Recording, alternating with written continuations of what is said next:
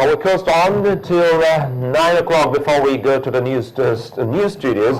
And I just quickly remind you of the 7 states that won't be having the governorship elections. Anambra and Bayelsa, Edo, Ekiti, Kogi, Ondo, and of course Osun State. In these 7 states, the governorship elections won't be holding. And of course, we will also be seeing assembly elections in most of these states. And well, you too can also be part of this program by sending us messages. We have our Twitter handles there on your screen. They will be popping up on your screen shortly, so that you also can send us messages. Let us in on what exactly is happening in your state, in your locality. If you are around the country and we are outside the country, you also can send us an email and let us in on what you think about this particular election. Do you think that we should go the way we went with the presidential election? What lessons learned from the presidential elections? And of course, in terms of so many other preparations by INEC, the logistics, and of course the use of the card reader for this election. Nigeria2015 at channelstv.com. That's the email for you to send in your messages.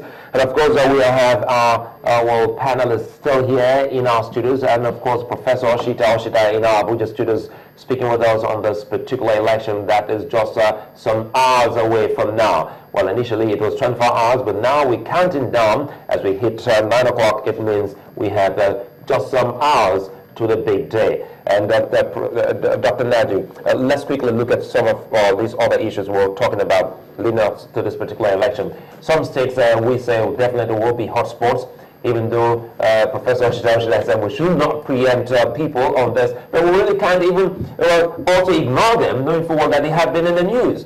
Well, looking at Lagos, looking at River State, looking at so many other states, and even Edo State that is not going to the polls, Edo State is also in the news. Now, let's see how we can also be looking at this state by state, but let's start with River State. River State, you see, the problem is between the 2 major contending parties. Basically, there are some skirmishes, and but those other small skirmishes seem to be pandering to one way or the other, all queuing up behind the 2 major contenders. With a DG of a particular party,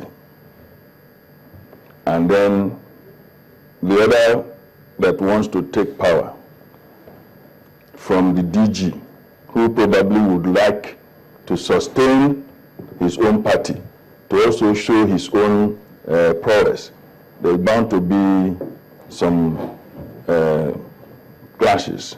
But they say politics is conflict, but it should be conflict within consensus. It shouldn't be an internecine warfare whereby you're going for this cup and I am also going for it. We break the cup and we have nothing. Like the proverbial cricket.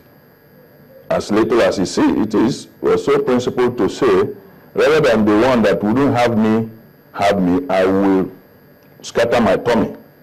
And you know, even in while alive, there's no meat in the cricket, ordinarily, So imagine what will happen if it is broke. I mean, it is that scattered it to me. So what we are saying is, at that River State, there seemed to be so much tension that at the last presidential election, the issue of the result sheets came up. And we were also here, we made some comments as to the position taken by certain principal actors about the rightness or wrongness of, even in terms of legality of some of the positions. But, in this instance, it's not about so much about legalism, because those in the street are already deaf. They are taking positions. Some of the complaints in River State was against the resident electoral commissioner. INEC said they were not going to move resident electoral commissioners. Do you think that option was wise? Absolutely wise. Absolutely wise. It's just like when people were asking, some interested parties were asking for the removal of Jega. Jega would have also seen that the same fate that would have been meted to him is what people are calling for. So he would have learned from that experience to see that if he started that process of removing on demand, there will be no end to that demand. It wasn't just in Rivers State, it was also in Abia. That's what I'm saying. Many states were demanding that the wreck be removed. If, you know, in Nigeria too, we know this very well, we don't accept defeat. If we had an accident by our own misbehavior, we say it was Satan or people in the village that have brought this accident. We attribute our misfortunes and appropriate everything good that we didn't even cause to happen. But some national commissioners were sent to those states. That is the best that could have happened to show INEC as an unbiased umpire. Because the thing you are looking for in a chicken is meat.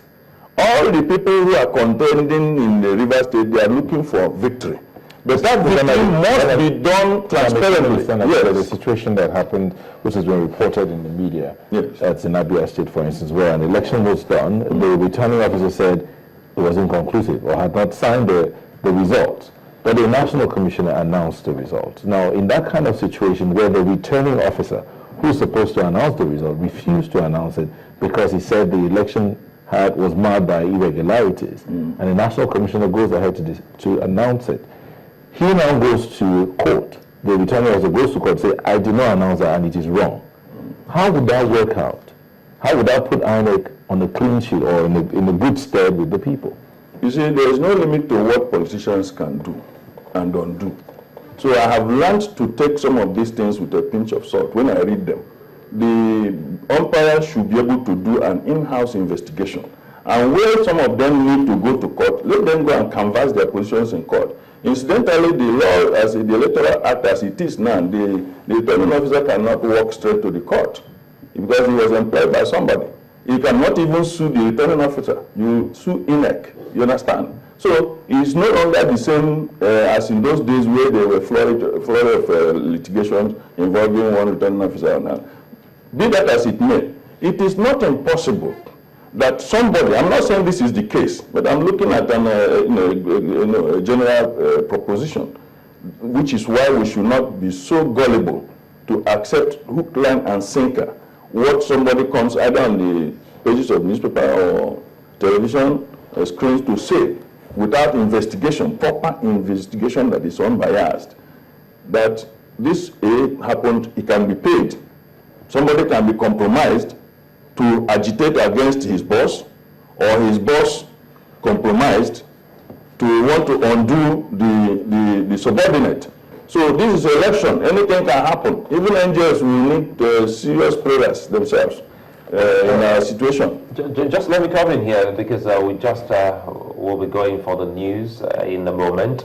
I'd like to acknowledge Professor Oshita Oshita, who is still very much in our Abuja studios.